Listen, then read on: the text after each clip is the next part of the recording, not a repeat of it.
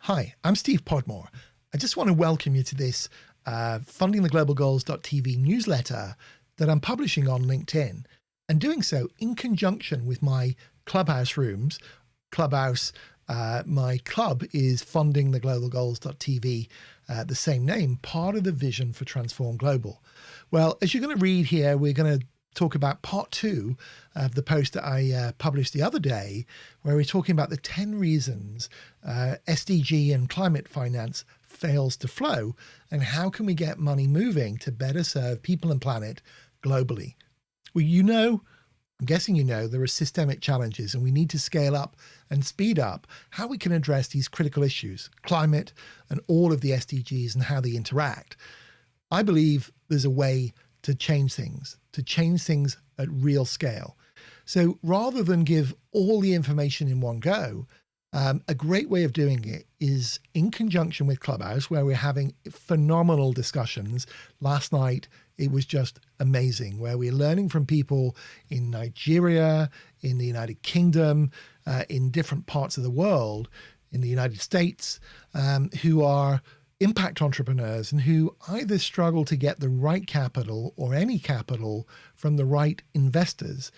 The subject matter last night discussed was, what do big impact game-changing entrepreneurs need and want from investors?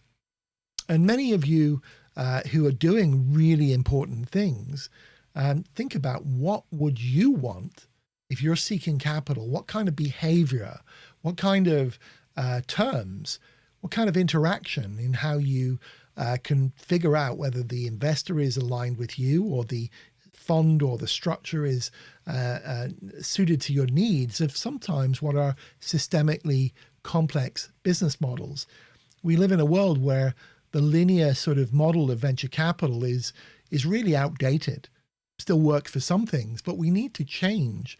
And very often the innovators that we need are the ones who are a little bit messy, I guess myself included, where the innovation isn't as clear or as clearly communicated as it could be, where there isn't the time or the resource to develop the relationships because we're busy doing other things. So the question is, how can we work around that? Well, there's two sides to this argument, as we spoke about in the first post.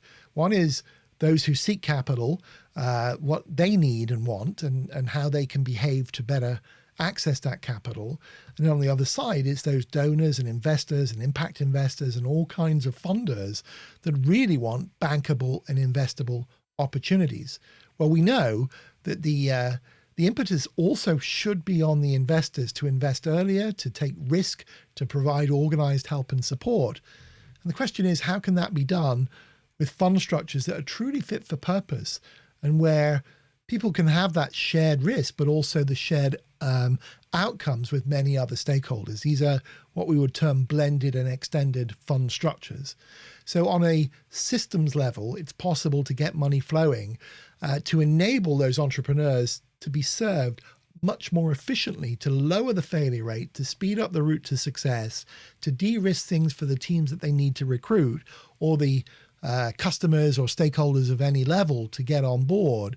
And really, so those founders can be surrounded with not just the right capital, but the right teams, and especially the right culture to have impact that they seek and that the world needs.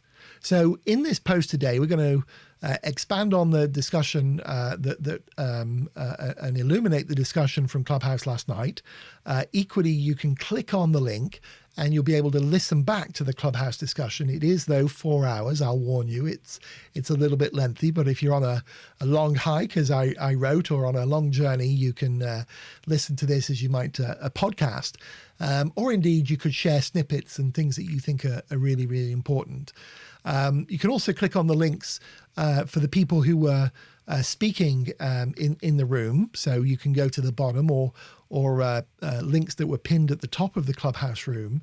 But of course, you could also, if you think this content is valuable and the subject matter that we're going to cover in this newsletter, that will be roughly 3 times a week for the foreseeable future, in line with my Clubhouse rooms, the day after is when I'm aiming to publish every time.